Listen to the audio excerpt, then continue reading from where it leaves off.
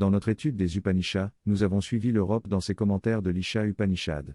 Ensuite, nous avons étudié le texte d'Europe, désormais appelé Europe dans les Upanishads. Il développe et articule sa propre vision et philosophie. Nous avons ensuite étudié le commentaire de Sri Aurobindo sur le Brihad Aranyaka Upanishad. Aujourd'hui, nous commençons le commentaire de Sri Aurobindo sur le Kena Upanishad. Dans cette étude, nous avons compris que l'Isha Upanishad présente une vision grandiose du cosmos, harmonisant les extrêmes cosmiques. Le texte de l'Europe dans les Upanishads mettait en avant la synthèse entre les domaines spirituels les plus élevés et la vie matérielle, soulignant que nous devons tout connaître, du plus élevé au plus superficiel, pour connaître le divin dans son intégralité.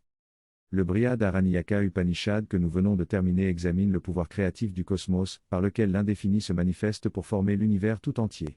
Il détaille les différentes étapes de cette manifestation. Il est plus profond, car il présente cette vision en seulement 18 versets, nécessitant une réflexion approfondie pour comprendre pleinement ce que l'Upanishad nous révèle. Le Kena Upanishad, quant à lui, comporte 4 parties et 34 versets. Il se concentre sur la réalisation du Brahman et de l'Isha Upanishad. Il a pour point de départ notre expérience humaine en tant qu'être mentaux. Notre expérience de l'univers matériel se fait à travers notre esprit et nos sens. Nous ne connaissons pas vraiment le monde matériel, seulement ce que notre esprit est capable de percevoir. Le Kena Upanishad commence donc par la conscience mentale et explore les moyens par lesquels l'esprit perçoit. Il cherche à pointer vers une réalité plus grande derrière l'esprit, le véritable observateur, le véritable penseur. Ce Upanishad aborde également la nature de la perception et explore comment cette conscience se connaît elle-même.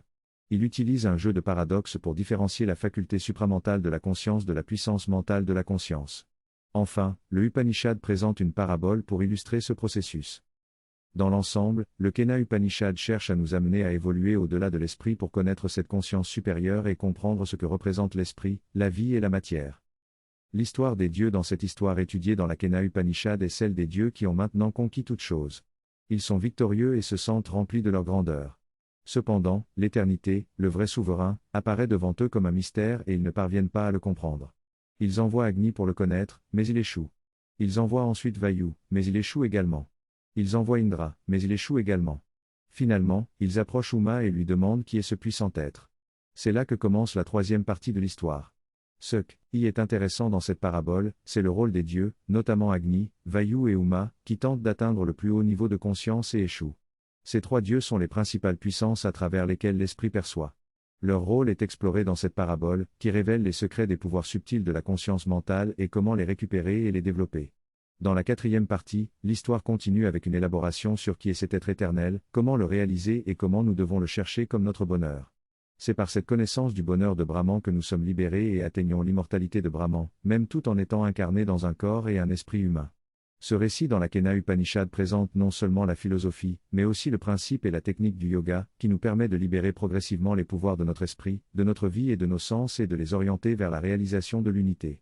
C'est un processus yogique décrit étape par étape.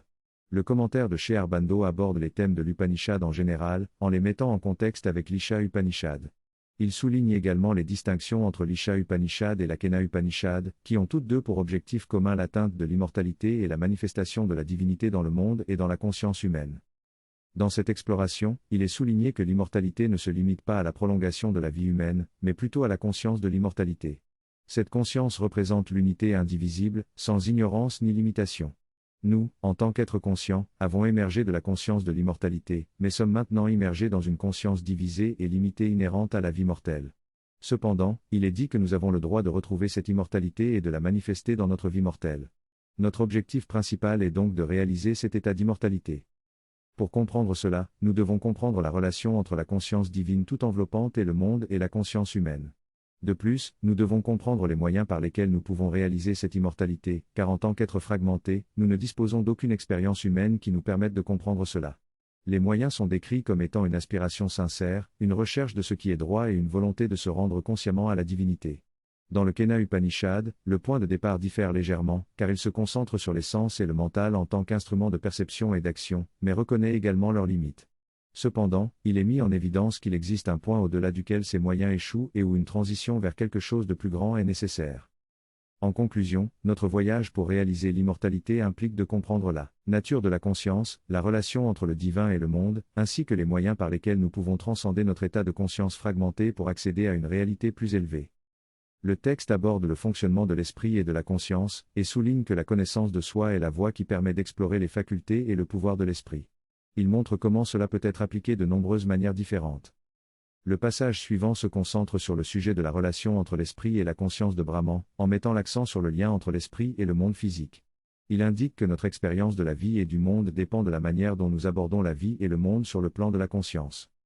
Le texte souligne également le rôle de l'esprit dans la transformation de notre vie et de notre conscience. En changeant notre état de conscience mentale, nous pouvons libérer notre énergie vitale et notre conscience physique. Il met en évidence l'importance de maîtriser l'esprit pour provoquer un changement positif dans notre vie. Enfin, le texte pose la question de savoir si notre existence humaine n'est qu'un voile recouvrant quelque chose de plus grand et plus profond. Il indique qu'il existe une réalité supérieure qui transcende l'esprit et ses instruments, de la même manière que l'esprit et la vie sont la clé pour maîtriser le monde matériel. En résumé, le texte explore le fonctionnement de l'esprit et de la conscience, met en valeur le rôle de la connaissance de soi pour provoquer un changement positif dans notre vie, et souligne qu'il existe une réalité supérieure au-delà de notre existence humaine. Selon le texte, l'esprit humain a le pouvoir de maîtriser la matière. Le lien entre l'esprit, la vie et la matière est celui de la domination, où l'esprit et la vie sont les maîtres de la matière. L'existence humaine a évolué progressivement de la matière à l'esprit, et maintenant nous sommes capables de connaître notre propre aspect mental et de comprendre la réalité de la matière grâce à notre esprit. Cependant, le texte souligne que la prochaine étape de l'évolution humaine nécessite de dépasser l'esprit et de se connecter à une réalité plus grande. Le mental humain atteint ses limites et ne peut résoudre les problèmes d'existence. La crise actuelle de l'humanité est donc de reconnaître ses limites et de retourner à une réalité qui dépasse l'esprit. Pour y parvenir, l'individu doit se libérer de l'identification avec l'esprit et découvrir son vrai moi immortel. Cela devient la priorité suprême pour les êtres conscients de leur nature mentale. La vie physique et les plaisirs matériels deviennent alors moins attrayants et l'objectif est de se dépasser et d'atteindre l'immortalité, en connaissant sa vraie nature. Notre perception change soudainement et le monde devient différent. Nous sommes différents et notre conscience est complètement transformée. Au-delà de notre capacité d'imagination, cette transformation ne dure peut-être que quelques instants, mais une simple vision de cette réalité supérieure suffit à nous convaincre qu'il y a quelque chose de plus. Notre esprit se sent alors presque creux, irréel et insuffisant, et toutes les poursuites de la vie matérielle et ses plaisirs, que nous vénérions jusqu'à présent, deviennent soudainement sans intérêt. Après avoir goûté à cela, nous ne pouvons pas faire autrement que commencer à chercher cette réalité supérieure. Mais tant que cela n'arrive pas, nous sommes comme hypnotisés par l'habitude des milliards d'années d'évolution dans notre poursuite et notre adoration des formes de vie inférieures et de leurs plaisirs. La clé de notre compréhension est que la poursuite et les plaisirs ne sont pas mauvais en soi, mais il y a des plaisirs inférieurs et il y a des plaisirs supérieurs.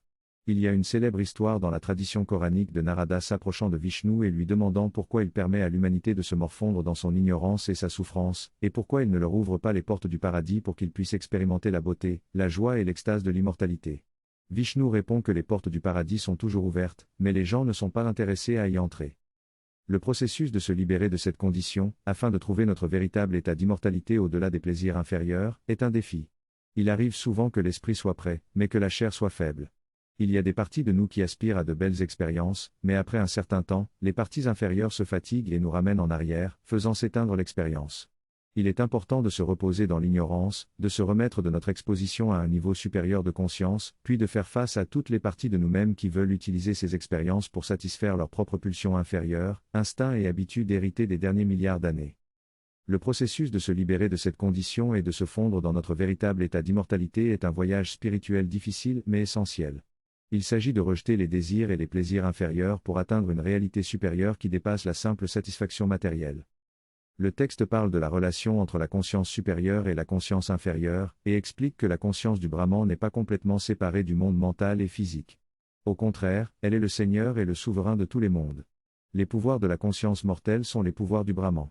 Le texte affirme que la vie matérielle devient infusée de cette conscience d'immortalité, et devient quelque chose de plus grand, plus parfait et plus réel. Le texte explique que ce qui doit être réalisé est la félicité totale, l'être infini et la force immortelle du Brahman. Les désirs et les plaisirs de ce monde ne sont que des reflets déformés de cette félicité totale. La réalisation de la félicité totale conduit à une conscience plus élevée et à une expérience de l'univers comme une manifestation de cette félicité divine. Dans cette intervention, il est souligné que l'expérience de la réalité dépasse de loin les plaisirs et les désirs du monde. L'auteur mentionne que l'humanité est empêchée de percevoir cette réalité par deux obstacles, le doute et un autre élément non précisé. Une fois qu'on aperçoit cette réalité, la seule vérité et sagesse qui compte est de la poursuivre de tout son être. Dans la prochaine étape, l'auteur abordera la question de la divinité et de sa relation avec l'univers.